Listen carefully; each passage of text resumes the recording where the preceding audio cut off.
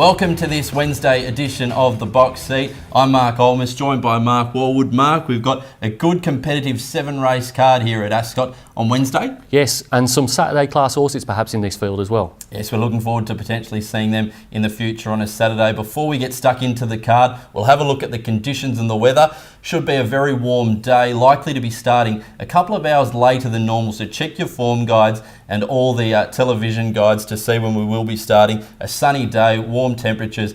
The rail will be out 12 metres as well, so horses in the first half of the fields will be certainly advantaged by that. Mark, let's get stuck into this 7-race card. We'll start with race 1, the Secor Handicap over 1,400 metres, and there's a winner from last week on the 1-week backup. Yeah, 7 days ago we saw General Husson win. The trainer thinks it's Saturday class. Let's have a look at the replay. Into the home straight, 300 left to go, led by more than a length, Rare Coin.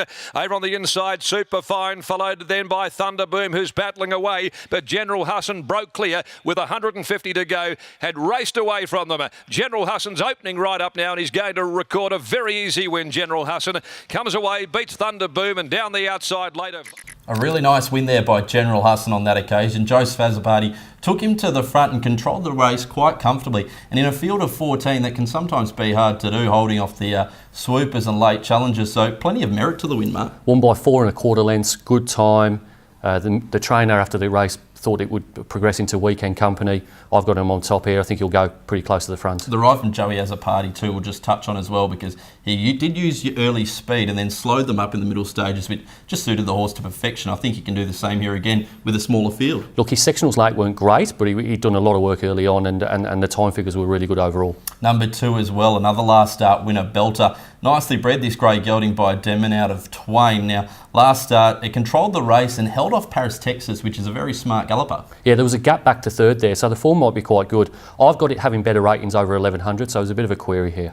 Number 1 as well, Heron Point. Now, did win 2 in a row, then went back to the trials. It doesn't read well, 5 of 5, but Lucy Warwick rode on that occasion and was under a stranglehold the whole way. Mark, what did you make of the numbers at Northam and York when he won? Look, he's won his last 2, but the last time he came to town he was last of 6. He's got a 4-kilo claimer on. This is a lot harder. It is indeed. I'm going Heron Point on top. The trial was very good and it looked to have plenty in the tank. I've got it ahead of number 4, General Husson, the last start winner, 2, Belter, another last start winner, and the 6, Oregon Bronze. I'm number 4, General Husson, from number 2, Belter, number 1, Heron Point, and number 7, Superfine. Race number 2 on the card here at Ascot is the Young Membership Handicap over 2,200 metres, and a few reasonable stays. There's one that drops in class though, Mark, and it was a nice third last start. Yeah, very good run last time in Saturday grade for Do You Do. Let's have a look at the replay. Source of Survival, Do You Do, peels to the outside though with its run, 2 lengths pre-selection now into the opener. Sigil runs on, then Fleeting Glance down on the fence. Do You Do, First Affair, who will not surrender. Do You Do, First Affair, pre-selection closing though, and so's Hey Magic getting a needle eye, opening late, pre-selection. Things got a little bit tight there over the concluding stages for Do You Do, but it was a $30 shot on that occasion. Was grinding away to the line quite nicely. Hey Magic was the one that came late. They did heated for third. I still think there was plenty of merit, and this is a much easier race for it to lead and dictate out in front. Yeah, certainly think it'll be up on the speed. Very good figures last time out, and also good data prior to that, so I'd expect it to be there or thereabouts. Yeah, completely forgive the run 2 starts ago. That was in softer conditions and wasn't really suited on that occasion. The start before that, when winning at Northern, was very good. Mark, we've also got in the race number 8, Peggy Sue, likely to open up favourite. Has been knocking on the door, this galloper, but just hasn't put one away, so you've got to question the price. I've got it on top. Had a really good effort first time up for Trevor Andrews, having trained stable. Lightly raced, could possibly improve out of sight here, and if it does so, probably wins. Yeah, the weight certainly looks to be an advantage there, 55.5 kilos as well. Number 2, Top It Was, a one that I'm quite keen on. A couple of gear changes there. The bubble cheek comes off. Drops in class as well. Comes out of that pre-selection race behind Do You Do as well. Just think the drop in class looks to map very nicely from barrier 1. Get a really cushy run behind Do You Do. How do you see it on figures, Mark? Oh, look, it was last in the Saturday race last time out, but I think it might prefer Belmont. It may prefer shorter. Fastest last 200 over 1,500 metres last time out ×2. Not my top selection here. I've got it on top, getting the run of the race. Number 2, Top It Was, from 4, Do You Do, 3, Source of Survival, and 8, Peggy Sue. I'm number 8, Peggy Sue, from number 4, Do You Do, number 7, Blustery, and number 3, Source of Survival. Race number 3 on the card at Ascot for Wednesday's the Amelia Park Handicap over 1,600 metres. And Mark, one we'll have a look at, drops in class quite significantly and has a significant gear change as well. Yeah, Beatorio wears the blinkers for the first time. Let's have a look at his last run. At the top of the straight, Gloryland cornered, only a length and a half. The margin cut back dramatically by Astronomite. Carberry draws the whip on Django. Here comes Dendy with a run down the outside, and Beatorio. Django went to Astronomite when they go to the 100, but Astronomite's fighting back on the outside. Django, Astronomite, Django went to the line, little in it between them. Pike might have... It was a nice performance there, second up from Beatorio. The blinkers go on here for race day, but let's just touch on that run you saw there. Astronomite has since come out and won again. Look, the form lines around that galloper are very, very strong. He was only battling away Beatorio, but that was benchmark 72 plus class. So at 40 to 1 on that day, he'll be a lot shorter here. With the blinkers on, can certainly run a more forward race. Look, the key for me, he's got a PB rating third up last prep.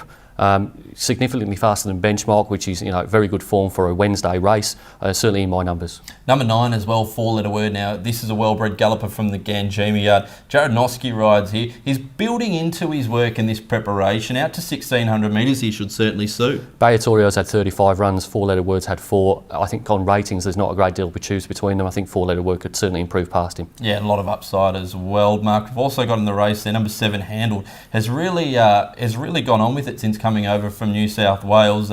First up run at Northern was good behind Valderie Valderra, and then last start, of course, winning at nice each way odds, beating Light Up the Sky. Looks to have a bit of ability. Fastest last 200 last time out, certainly has improved since he came west. Yeah, Clint Johnson Porter keeps the ride there, which is certainly a big bonus. I've got the 2 on top though, Beatorio with the blinkers on here. Number 9, 4-letter word, son of High Chaparral, who really looks to be on the upward spiral. 7, Handled, and number 3, Helmsgate. I've got number 9 on top, that's 4-letter word from number 2, Beatorio, number 7, Handled, and number 8, Scarlet Speedster.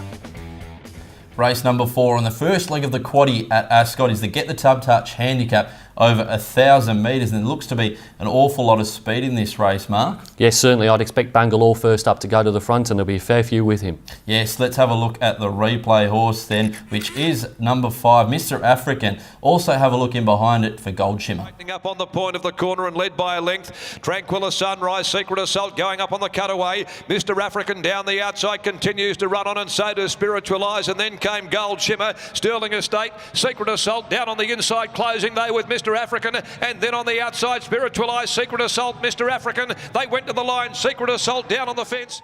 Mr. African was good on that occasion, ended up taking a sit, 1 out, 1 back, and finished off to the line nicely. I still believe if they went to the lead on that occasion, it would have been hard to hold out. From barrier 10, it looks a bit of a tricky proposition, whether they push forward. I think they'll take a sit like last start and try to allow this big guy to finish off.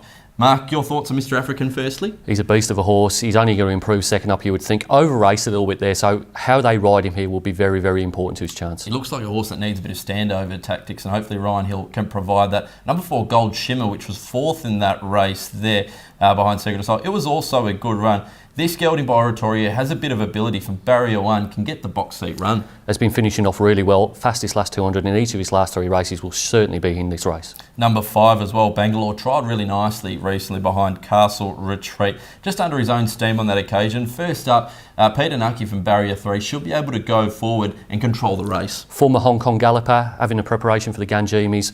I think he could be better than these, and we'll see how he goes first up. And we'll also touch on the likely favourite with only 52.5 kilos on his back here, Detango. He finished off really nicely at Bunbury last start to win. Look, it's back to 1,000 from 1,200 and 1,100. Neither of those races were particularly fast early, and he didn't get to the front, so I'm a bit worried about him here. Well, I've got the 8 on top here, Bangalore. Like you said, I think he can be just a little bit better than these. From number 4, Gold Shimmer, who gets the gun run of the race, 5, Mr. African, and 10, Detango. I've also got number 8 on top. That's Bangalore. From number 5, Mr. African, number 4, Gold Shimmer, and number 10, Detango.